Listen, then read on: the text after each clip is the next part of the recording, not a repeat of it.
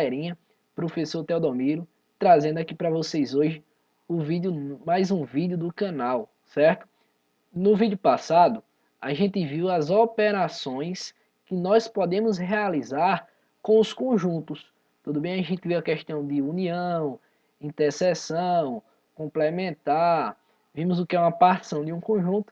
Hoje nós vamos dar continuação ao nosso estudo de conjuntos e concluir a parte teórica do estudo de conjuntos, certo? O próximo vídeo do canal vai ser resolvendo, certo? Vou resolver aqui algumas questões que envolvem todos os assuntos, né? Todos os assuntos do vídeo, retratados até o presente momento, certo? Desde lá do início até agora, no final, certo? Vou tentar pegar questões aí de concursos públicos. Eu vou procurar ainda, certo? Eu não vi ainda, mas eu vou procurar e vamos resolver aqui juntos e espero estar agregando conhecimento para vocês, certo? Se estou contribuindo, peço que vocês compartilhem isso com seus colegas, amigos e até mesmo nas suas redes sociais. Qualquer dúvida é só entrar em contato, tudo bem?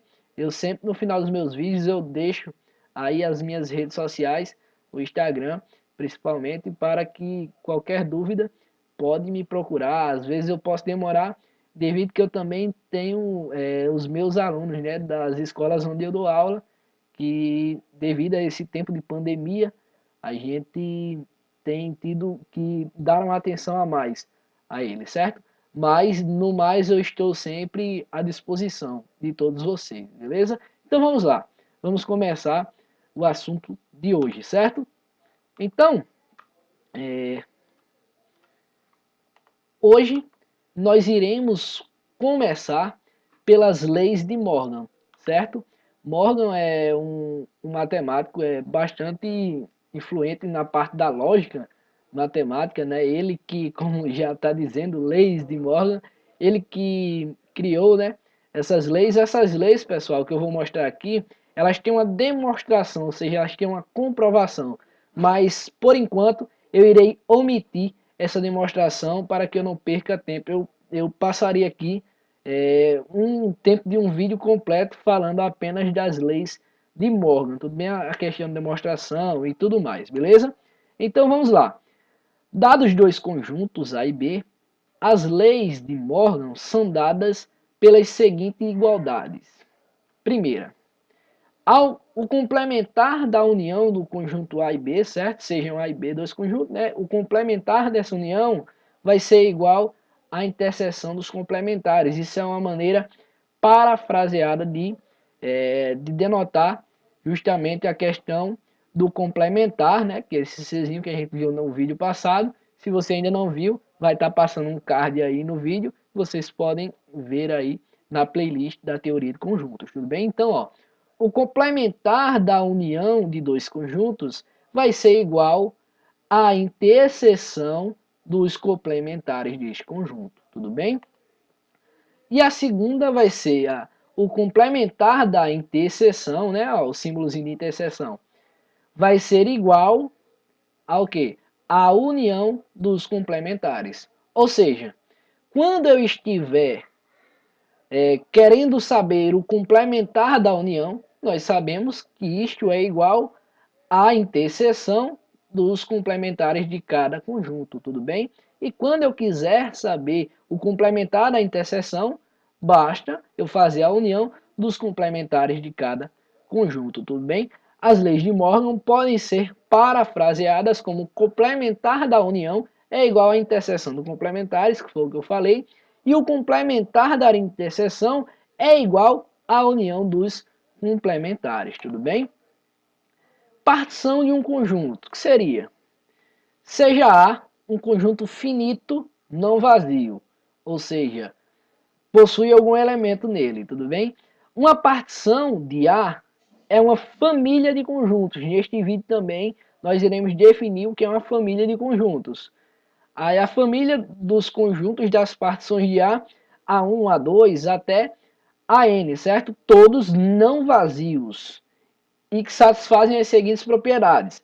A primeira, a união dessas partições, certo? Dessas partições de A, nós iremos, a união, né, perdão, a união dessas partições vai ser igual ao próprio A, né? Se a gente unir todas as partes de A, nós iremos ter o próprio A. Lembrando que a união é você pegar todos os elementos que existem em pelo menos um, certo?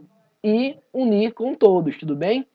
E a segunda é que a interseção de qualquer partição diferente, ou seja aí uma partição qualquer, sei lá, eu vou pegar aqui A1 interseção com A2, um exemplo, a interseção entre eles dois tem que ser vazia, ou seja, eles não podem ter nenhum elemento em comum, tudo bem? Para que seja partição de um conjunto. Graficamente seria mais ou menos isso aqui, certo? Seria mais ou menos não, é isso aqui, certo? Então, tudo isso aqui, ó, é o conjunto A, tudo bem? E aqui nós vemos a partição, ou seja, o A1 é isso, o A2 é isso. Então verifique que se eu tomar um ponto genérico aqui, sei lá, um ponto A, e aqui um ponto genérico B, se eu fizer a interseção, aqui eu não tenho um A. Se nós verificarmos, eu tenho um A aqui no 2, então eu não tenho.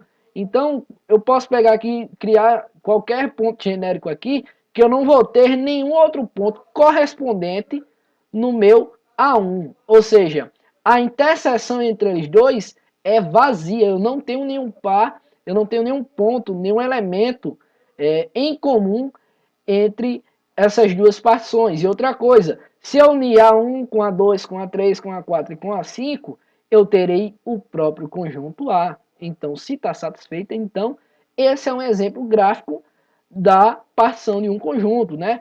Em palavras, os conjuntos A1, A2, até AN, são disjuntos 2A2, ou seja, o que é disjunto 2A2? Lembra que disjunto 2A2 é que a interseção entre eles dois é vazia, certo? E a sua união, conjunto A, vai ser o conjunto A. Dizemos também que A foi particionado pelos conjuntos A1, A2 até AN, é um número que foi repartido esse conjunto. Tudo bem? Isso aí é bem notório. Então, outro exemplo, ó, sabemos que a união com A complementar é igual ao conjunto U. Que conjunto U é esse? É o universo, não é isso? E que a interseção com A complementar vai ser justamente o vazio. Logo, A e A complementar formam uma partição do conjunto universo. Como assim? Então, eu não estou entendendo. Olha graficamente isso aqui. Ó. Este aqui, que está em um tom mais escuro, é o conjunto A. Este que está em tom mais claro é o conjunto A complementar, ou seja, é um conjunto que não tem nenhum ponto em comum com A, ou seja, a interseção de A com A complementar é vazia, ou seja, eles são disjuntos 2A2. Então, a união desses dois conjuntos, se eu pegar os pontos, se eu pegar os elementos que eu tenho em A e unir com os elementos que eu tenho em A complementar, eu vou ter o meu próprio conjunto universo, certo? E se eu fizer a interseção, óbvio, aqui, ó, vai dar vazio, certo? Os conjuntos A interseção com B complementar e B interseção com A complementar e A interseção com B formam uma partição de A união com B. Não entendeu? Olha graficamente como é isso. Ó. Você tem aqui o conjunto A, certo? E tem aqui o conjunto B. Você uniu eles dois. Você vai ter todos os elementos de A e vai ter todos os elementos de B. Nós podemos denotar algumas partições olhando este diagrama aqui, certo? A primeira e mais comum é nós verificarmos a seguinte coisa. A interseção com B é uma partição, certo? É uma partição de A união com B. Se nós pegarmos outra partição, um exemplo, A interseção com B complementar, ó, seria justamente isso aqui, ó. O que seria a interseção com B complementar? São os elementos que eu tenho em A, certo? E que não tem em B, ou seja, este aqui, certo? Vai ser a interseção com B complementar, certo? E da mesma forma, eu posso ter aqui o B interseção com A complementar, ou seja, os elementos que eu tenho em B, e eu não contenho em A. Então, é o A complementar, beleza? Então, esses conceitos são muito importantes quando formos estudar as questões de probabilidade, certo? O princípio, perdão, da inclusão e da exclusão, tudo bem? Tem muita gente aí, até alunos meus mesmo, que confunde o uso do sinal de inclusão e de exclusão. Vou mostrar aqui para vocês, certo? Sejam A e B conjuntos em que eta de A, ou seja, os números de elementos de A, lá do nosso primeiro vídeo, certo? E o número de elementos de B, certo? São os números de elementos de A e o número de B, respectivamente. Então, pode-se provar que o número de elementos da união, certo? A união com B, é dada por essa formulazinha aqui, ó, certo? Os números da união vai ser igual aos números do conjunto A, certo? O número de elementos do conjunto A, mais o número de elementos do conjunto B, menos o número de elementos da interseção, certo? Ou seja, você vai a interseção lá de A com B, certo? Se os conjuntos A e B forem disjuntos, ou seja, a interseção for vazia, então A união com B, né, o número de elementos da união com B vai ser igual ao número de elementos do conjunto A mais o número de elementos do conjunto B, certo, pessoal? Porque aqui deu vazio, então anula, né? Ele vai embora. Então, se agora considerarmos três conjuntos, A, B e C, então pode-se provar que o número de elementos da união desses três conjuntos é dado por o número de elementos, certo? Que é o que você talvez queira descobrir, desses três conjuntos, vai ser igual ao número de elementos do conjunto A, mais o número de elementos do conjunto B, mais o número de elementos do conjunto C, menos o número de elementos da união de A com B, né? Porque eu já estou considerando todos os elementos de A e todos os elementos de B. Por isso que a gente retira aqui, certo, pessoal? Por quê? Porque senão a gente ia estar contando duas vezes o mesmo conjunto, certo? Ou seja, os mesmos elementos. Então aqui eu retiro, certo, o número de elementos que eu tenho em A e eu tenho em B, certo? Depois eu retiro o número de elementos de A união com C, certo? E da mesma forma de B união com C. E acrescento, ou seja, e somo com o número de elementos da interseção, certo? De A, B e C. O princípio de inclusão e exclusão é um método de contagem frequentemente utilizado no cálculo de probabilidades envolvendo eventos finitos, ou seja, que o espaço amostral ele é totalmente conhecido, certo? Mais na frente a gente vê isso. Famílias de conjunto, tudo bem? Vamos definir agora família de conjunto. Na teoria de conjuntos, é importante salientar que podemos definir conjunto cujos elementos são também conjuntos, ou seja, eu posso ter um conjunto formado por outros conjuntos. Isso é um exemplo muito clássico dos nossos números. Nós temos os números temos os números naturais, temos os números inteiros, que os números naturais já é um subconjunto dos inteiros, e aí é um estudo mais à frente, é o que já está por vir aí para todos vocês, certo? Então, ó,